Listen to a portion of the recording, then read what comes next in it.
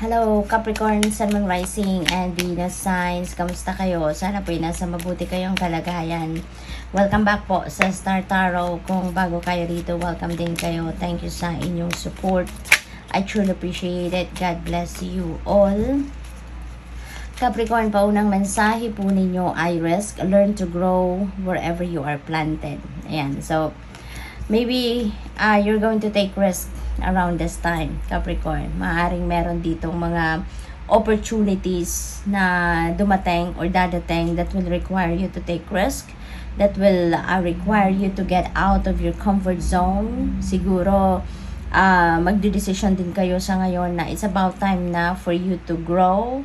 It's about time na for you to thrive, to expand, diba? To evolve into the best version of yourself. Kaya maaaring ganito na ngayon ang gagawin ninyo, no?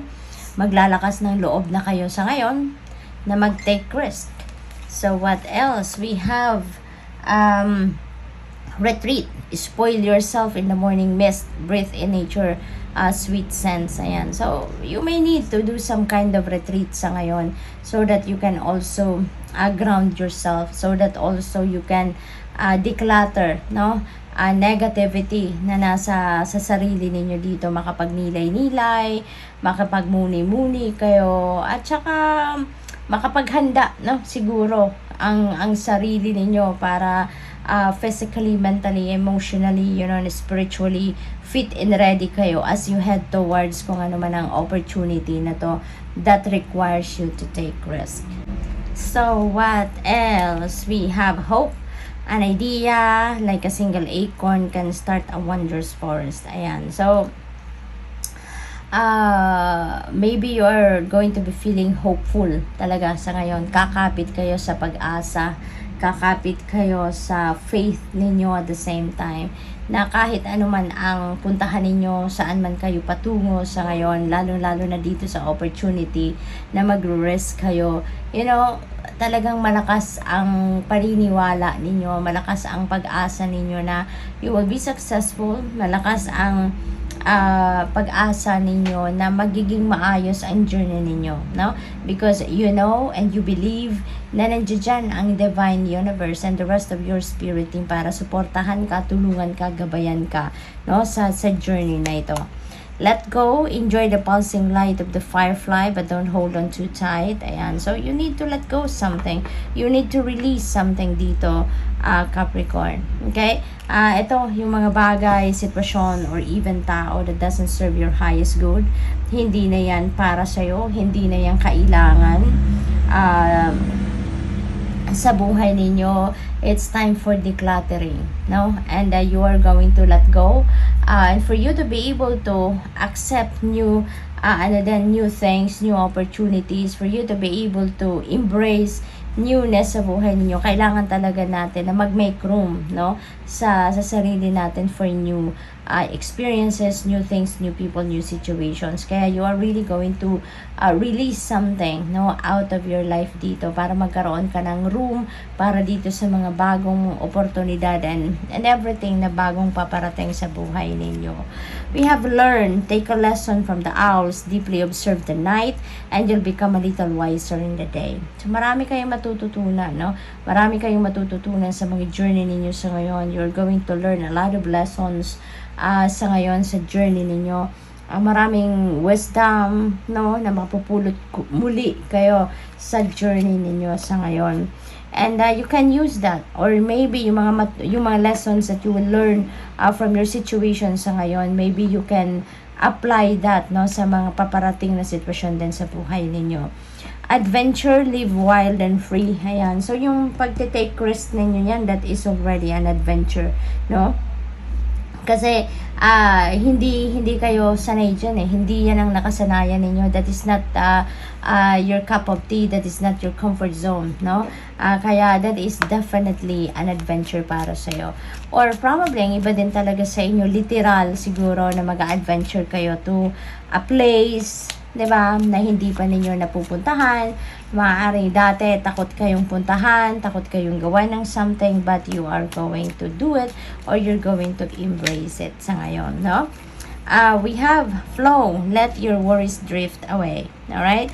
So you're going to be in the flow with life na sa ngayon. There is an energy of surrender dito, Capricorn, sa buhay ninyo, and you are really going to just go with the flow. Susunod na lang kayo sa agos ng buhay, no? You are really going to surrender your worries also, at magiging malaya na kayo from stress, no? Yun ang napipick up ko dyan. We have dream, follow your yearning for the deep blue sea. Ayan, so huwag kayong tumigil mangarap, no? At saka sundan ninyo ano yung mga dreams ninyo. You can make things happen para sa buhay ninyo, no?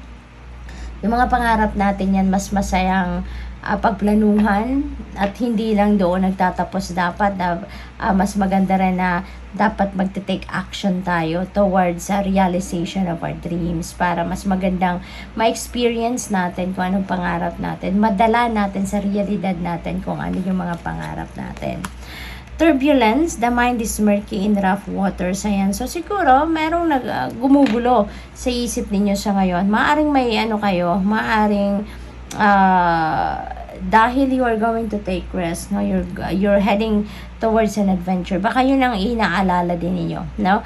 Maaring yan ang gumugulo sa isip ninyo. But since you are also going to let your worries drift away, so, maaring pinapakita lang dito na ganito kayo ngayon, but you are going to let it go. You're going to release whatever that is turbulence na meron kayo sa inyong isipan. Kasi you will be in the flow with life na. You're going to surrender to the universe, no? At i-allow nyo na lang. Kumbaga, you're going to let go and let God, diba?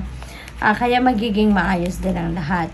We have chance, allow the sea to wash its chest of wonders ashore. You never know what the tide may bring in. Ayan. So, it feels like to me that you're going to take a chance talaga dito, no? Adventure, chance, risk. Talagang they are in line with each other, Capricorn. So, handa na kayo ditong sumubok ng mga bagong avenues. Handa na kayo ditong sumubok ng mga bagong phase sa buhay ninyo, no? You're really going to take a chance on something dito. Talagang malakas ang inyong dibdib ngayon, ano? What else? We have guidance. Find safety in your beacon's light. You're divinely guided, Capricorn. Maybe you're seeking for God's guidance as well. Nagdadasal kayo for gabay. And talagang yan ay ibibigay din sa'yo. Kaya kahit ano man ang gawin ninyo sa ngayon, rest assured that you're divinely guided, so everything will fall into its right place. At saka, isa pa, hindi kayo papabayaan ng divine universe dito, because you are keeping your hope and faith alive sa puso ninyo. Kaya you will definitely be guided. You have change, know when to move a new shell, especially if yours no longer fits. Ayan na nga, no? You're ready to let go of something that doesn't serve your best interest, because handa na kayong magbago, or handa na kayong mag-create ng pagbabago sa buhay ninyo. You are ready to create a change, a shift, no? Sa sitwasyon sa buhay ninyo, so which is really good. So, good luck. Thank you for watching. Love and light. Namaste.